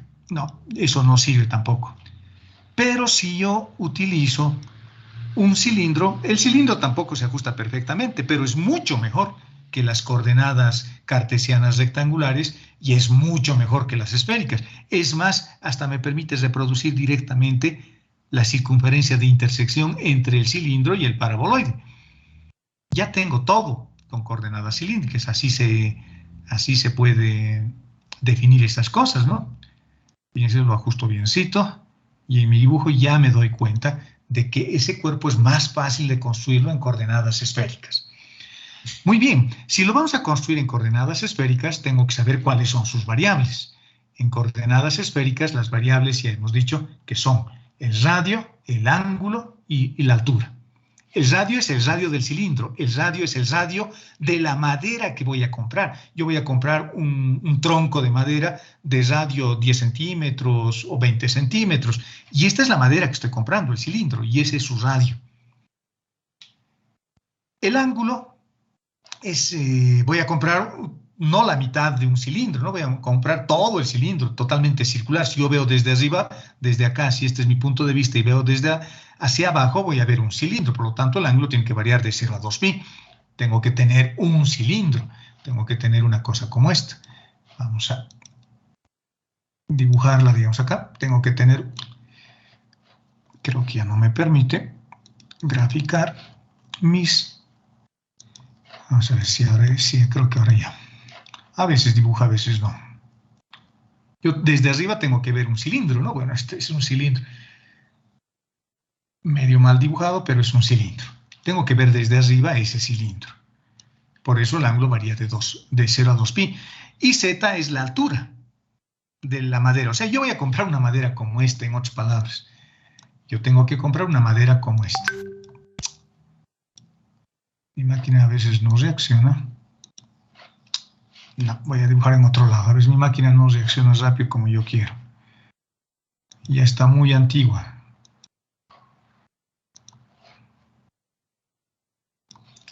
No me deja. Tal vez porque estoy haciendo muy rápido. Tengo que comprar una madera así, de este tipo. Entonces, cuando yo vaya donde el carpintero para que me prepare la madera, le tengo que decir de qué altura yo quiero. ¿De qué altura? En este caso, la altura va a ir desde 0 hasta A. Su altura va a ser A. Es lo que hemos visto hace un momento. Y tengo que comprar no la mitad de este cilindro, tengo que comprar todo el cilindro. Y cuando vaya a mi casa, voy a agarrar un cuchillo que se llama radio, y ese cuchillo le va a empezar a dar la forma. Lo primero que haré seguramente será desbastar la parte interna. Toda esta parte interna lo voy a sacar. Pero ya sobre el cilindro, sin tener que modificar absolutamente nada. La forma circular ya me ayuda. Y luego vendré con mi cuchillo nuevamente y lo gastaré un poquito en los costados. Así para darle la forma, esta forma, ¿no? Esta partecita y esa partecita. Desde el cilindro es más fácil de construir. Ahora, cuando utilizo coordenadas cilíndricas hay dos variables que uno elige para colocar los límites. Primero es para el radio o primero es para z. Con el ángulo no nos metemos, porque el ángulo siempre varía de 0 a 2pi o hasta donde el radio se anula, como hemos visto en polares. Por lo tanto, no tenemos que preocuparnos mucho del ángulo. De lo que sí me tengo que preocupar es si primero voy a darle la forma, si mi cuchillo va a ser el radio o mi cuchillo va a ser z. Uno de esos tiene que ser mi cuchillo. Si yo elijo que mi cuchillo sea z, si elegimos que nuestro cuchillo sea z, bueno, lo hemos dado sin querer, querrá decir, vamos a volver a dibujar, tengo el paraboloide y tengo el hiperboloide, así. Si yo elijo z como mi cuchillo, querrá decir que tengo que trazar una recta paralela al eje z y z variará desde 0 hasta el paraboloide, pero no siempre, porque hay una partecita, aquí lo veíamos mejor, que hace que tenga una parte que va desde 0, desde el plano z igual a 0 al paraboloide, y una parte, esta partecita de la cola, esta partecita que les estoy mostrando, esa partecita parte del paraboloide hasta del hiperboloide hasta el paraboloide, o sea, si utilizo z como primera variable implica dos integrales. En cambio, si yo resuelvo primero para el radio, entonces trazo una recta paralela a un radio o a un plano o al eje Y, si ustedes quieren, porque el radio siempre se mueve así, ¿no? En coordenadas cilíndricas el radio siempre se mueve así, paralelamente al plano XY. Entonces digo, por eso estoy dibujándolo paralelamente a Y, porque ese plano es solo el plano YZ. Entonces digo, el radio va a partir desde el paraboloide al hiperboloide, siempre, fíjense, desde el paraboloide al hiperboloide, desde el paraboloide al hiperboloide, del paraboloide al hiperboloide. Ah, perfecto, entonces mi primera variable va a ser el radio. Entonces, con el radio le voy a dar la forma. La altura es la altura de la madera que he comprado, ya no me meto, su altura es de 0A, y el ángulo que dé una vuelta completa. Y eso es exactamente lo que hice. Primero estoy determinando la altura. Bueno, acá hemos determinado la altura. ¿Cómo hemos determinado la altura? Fácil, ¿no? Tengo el paraboloide y tengo el hiperboloide. Aquí está el paraboloide. Tal vez en las ecuaciones, como están muy juntos, uno no lo logra ver. Pero allá tengo el paraboloide. Acá tengo el hiperboloide. Como tengo x al cuadrado más y al cuadrado, en la primera ecuación, en esta, ese x al cuadrado más y al cuadrado los reemplazo en la ecuación del hiperboloide, esos dos. Los reemplazo por 2az. Y me queda esta ecuación. Es una ecuación cuadrática, lo puedo resolver con aspa simple o de manera directa, usando la formulita. Y esta ecuación parece que es bastante directa porque z vale a. Voy a tener dos soluciones, z va a ser a y z va a ser menos a, pero menos a no me sirve porque menos a está abajo y a mí me han dicho desde el plano XY, por lo tanto solamente tomo la solución positiva, vale a.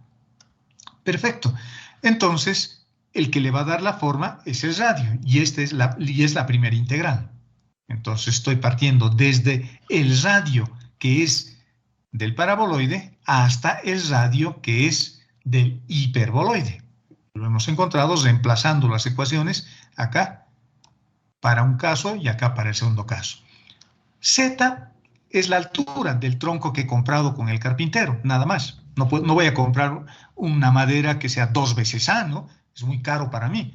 La matemática optimiza. Por lo tanto, tengo que comprar justo de la altura que necesito para construir ese envase o ese volumen. Por eso estoy colocando la altura de mi cilindro.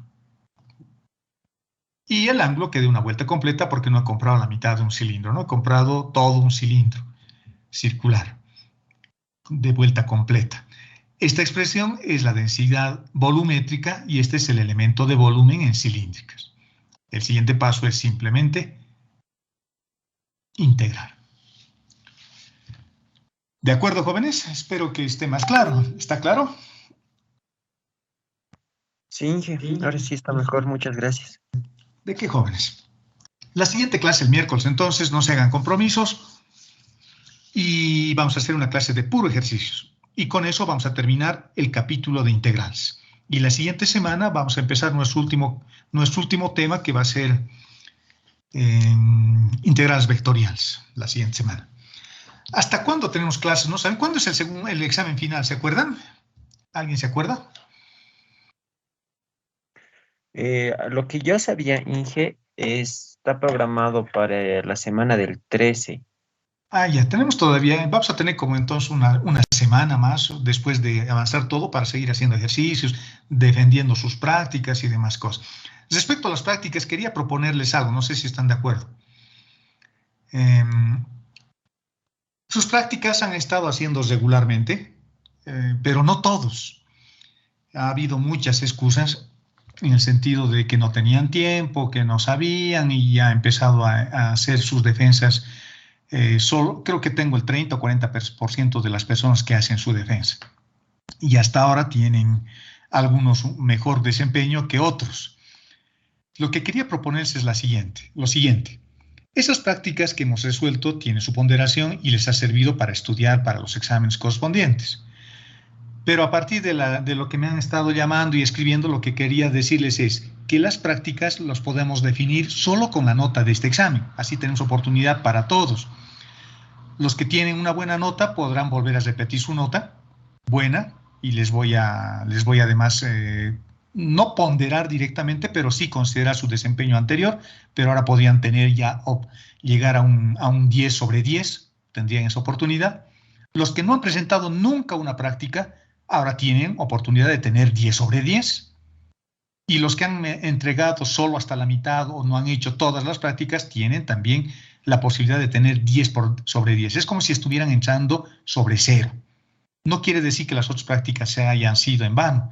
Quiere decir que les ha servido para estudiar y que esta definiría sus prácticas, un poco para ayudar. Si no están de acuerdo, no hay problema y seguimos nomás con lo que estamos haciendo.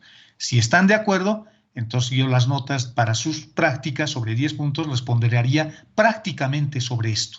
Y les aumentaría un poquito de nota a partir de su desempeño, pero ya no el promedio. Les mejoraría su nota, pero ya no promediaría. No sé si están de acuerdo. En mi opinión les conviene, ¿no? Pero no sé, depende de ustedes. Por mí está de Yo acuerdo. por mi parte estoy de acuerdo. Sí, de acuerdo, jóvenes. Entonces, nos olvidamos de las otras prácticas. No quiere decir que nos estamos olvidando para siempre. Les voy a subir nota también un poquito, pero su nota principal, el 90% de su nota se va a definir con esta última práctica. Es un poquito más larga, hay 10 ejercicios y tienen plazo hasta el 7 de diciembre. Fíjense, tienen harto plazo. Entonces, empiecen a hacerlo y pueden mejorar sustancialmente su nota, jóvenes, ¿de acuerdo? Pueden mejorar y con eso es como si estuviéramos reemplazando, digamos, todo lo que no he hecho. Y los que hemos hecho, que tal vez nos sintamos un poco dolidos porque no me estarían considerando mis otras prácticas, no. Ahora tienen la oportunidad de mejorar su nota y por otro lado les voy a aumentar un poco más con respecto a lo que tienen la anterior. Les va a mejorar, pero no les voy a promediar, les va a aumentar. ¿De acuerdo? Y eso les conviene. Porque promediar es una tontera, ¿no? Digamos que me he sacado 60, el siguiente 80, 90, a veces tenía un 100, pero su promedio puede estar por 75, por 85. En cambio, ahora tal vez me saque 90. Y si he hecho mis otras prácticas, les voy a subir, no les voy a promediar, entonces les puedo poner 95, les va a subir en general, ¿no? ¿Qué les parece? Está bien, ¿no? Sí, de acuerdo. De acuerdo, muchachos. Su práctica ya ha salido.